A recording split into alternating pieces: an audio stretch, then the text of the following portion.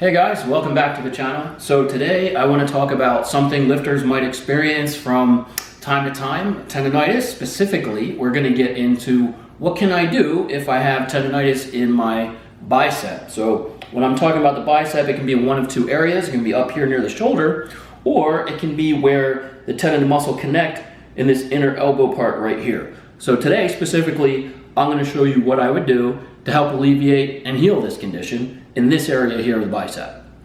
So let's jump into it. You're going to need certain products. All the products that you need, I'm going to put a link down in the description below, so be sure to check that out. Alright, so here's the products and the order you're going to use them. First of all, you're going to need a styrofoam cup. I know that's not styrofoam, but let's imagine it is. You're going to begin by filling the styrofoam cup to the top, and you are going to put that in the freezer. Wait till afterwards you're going to use that. Next, you're going to need some creams. The first cream you're going to need is called Capzix Cream, and this is actually capsaicin, and it's very concentrated form of this pepper. What that's going to do, it says high potency pain relief. It's actually going to bring heat to the area. Imagine icy hot turned up to the max, and it lasts hours. It's not just going to be temporary, it's going to last hours. There's some cautions about this product that I'm going to get into. You're also going to need some Voltarin, and this is what you would call a non-steroidal anti-inflammatory drug. And what this is going to do is it's going to help reduce the swelling. So it tends to happen where the swelling increases, that's where you experience some pain, especially during exercise. This is going to be something we need as well. I highly, highly recommend, you don't need this, but I recommend getting yourself an elbow sleeve. Now, the brand isn't super important, but personally, I recommend SBD. They make awesome products, and this is the one I'm going to be using today. And the final thing you'll need to deal with that tendonitis is going to be a Monster mini band. Again, check the description below, and I'll have a link for where you can purchase. Alright guys, so let's get started. You already put your styrofoam cup full of water in the freezer. It's getting nice and cold. So what we're going to do is we're going to start off with this cream, the Capzix Cream, and you're only going to need a very small pea-sized amount, and you're going to apply it directly to where you're experiencing pain. So I'll show you where typically that would be for bicep tendonitis, right in this area. So that's all you need. Doesn't seem like a lot, but trust me guys, this stuff is potent. Now, before I put the second cream on, I'm going to tell you why you need to be having a lot of caution when it comes to this particular product. First of all, I absolutely would recommend washing your hands after using. You do not want this near your eyes. It causes major damage. And let's just say one time I had to use the bathroom afterwards, didn't wash my hands. It sucked. Don't let that happen. So just wash your hands very carefully twice after you use it. Now, you do absolutely need to use soap and water if you want to take this product off, be it because it's too hot, you're just not comfortable with it, be using soap with water. If you are only using water, it's going to increase the intensity of the heat you feel, and it's going to get real hot. Ben Polak, who I've talked about, using this product with, actually said that used under a sleeve for long periods of time, for example, on his knee during a leg training day, he had blisters in his skin.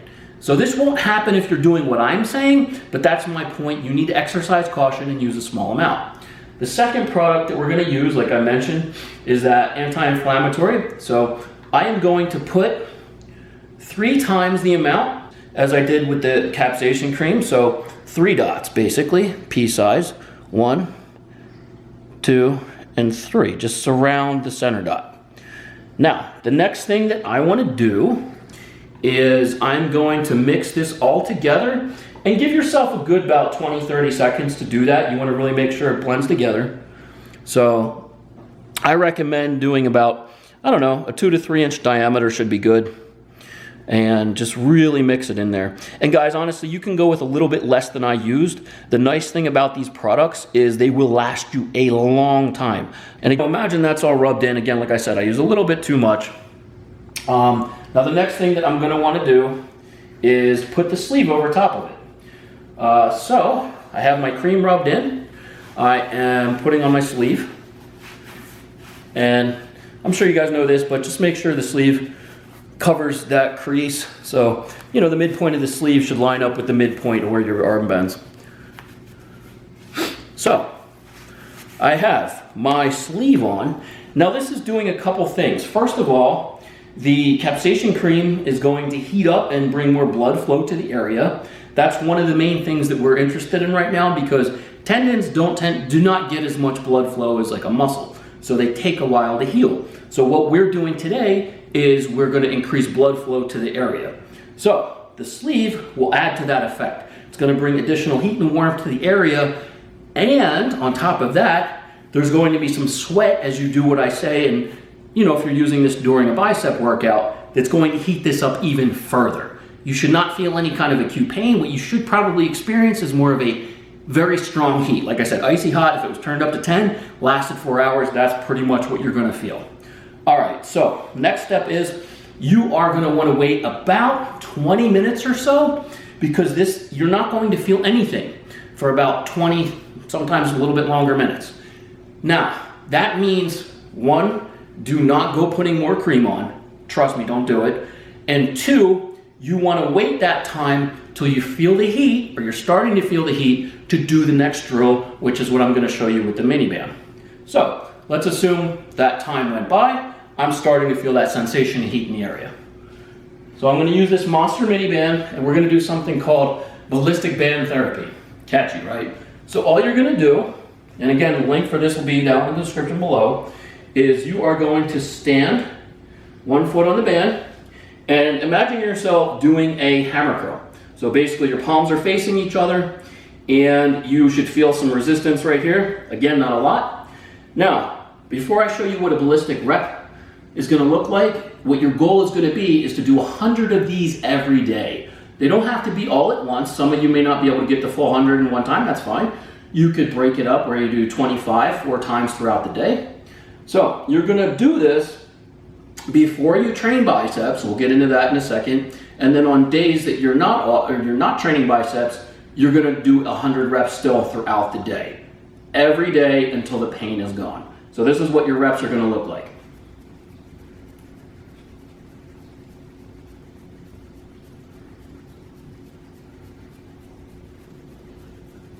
Now I can get 100, but guys, I don't have bicep tendonitis. I'm just letting you know, this is what it's gonna look like. Kind of silly. People are gonna look at you in the gym and be like, what the heck is this guy doing? He's psychotic. But what they don't know is you're still gonna get those gains because you're alleviating tendonitis. All right, so let's say we did our reps. Now, you should have a lot of things going on in the area. First of all, you're gonna feel the warmth, you're gonna feel the heat. You got a little bit of sweat going, that's a good thing. That's gonna increase the heat that you feel.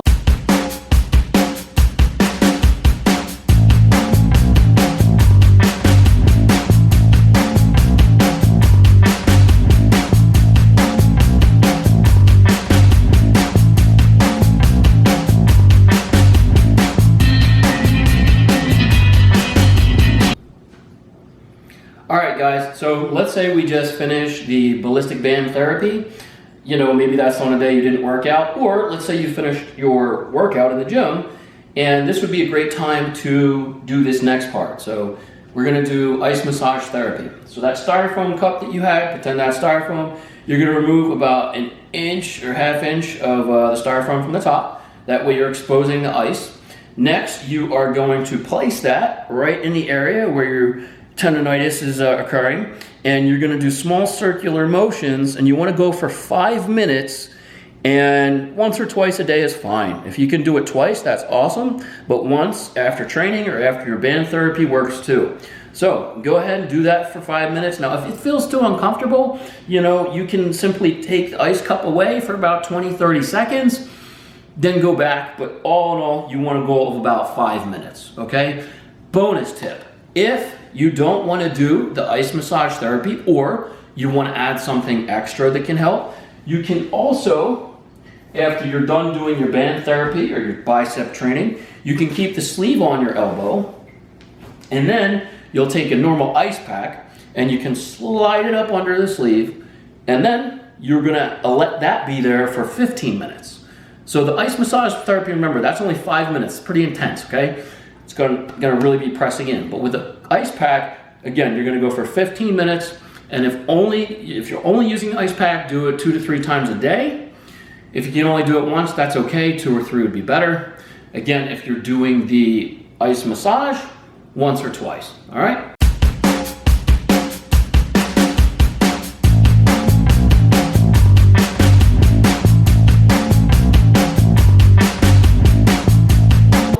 Let's say I have a training day where I want to work my biceps. This would be my recommendation on how you would modify your exercises. First of all, you need to cut weight. We are not working in the 8 rep range, 10, 12, no. What you want to do is work in reps of, I would say, 20 all the way up to 25 or 30. Then what you're going to do is you're going to obviously lighten the weight from what you're accustomed to, and you're going to use a very controlled, smooth tempo. You're going to move 2 seconds from the eccentric. So let's say I am doing bicep curls. So I'm going to go 1, 2. Again, you're using light weight, and then you're going to move 2 seconds on the concentric. So when you're contracting the muscle, okay? And you're just going to stay going, nice and smooth. Like I said, you're going to be working in higher rep ranges, about 20. You know, all the way up to 30 is fine. Okay. Now, when you're finished your set, just like you normally do, you take your rest period. But ultimately, your goal here is not to approach failure in anything you're doing for your biceps for the next several weeks until you're no longer experiencing pain. What I would say is, if during this set, remember, I'm using a light weight, around, let's say, rep 10, 15 or so, I start to feel some pain. What I'm going to do is, 1, I will lighten that weight another 10 or 15%, or I may have to pick a different exercise. So guys, the goal here is, if you are going to continue to train your biceps, you're going to do movements where you don't feel discomfort or pain. If you're still feeling discomfort or pain while training your biceps, you need time away from bicep exercises. That also may mean when you're doing back exercises, like your rows, or your pull downs, things like that, you may need to back off those as well, because they will incorporate some bicep too. So what I would say is, if you do get a little bit of pain, take a week or 2 off, come back, start off light again, and continue that pattern until you no longer experience pain. All right, guys, well, if you like the video, let me know what else you want to see in the comments below. Have a great week. Failure is not an option. I will not just survive. Freedom is near. I choose to thrive. I will live full force, never on my knees. I will smash the door if I can't find the keys. I will not back down. I will not yield. Just like William Wallace, I need no shield.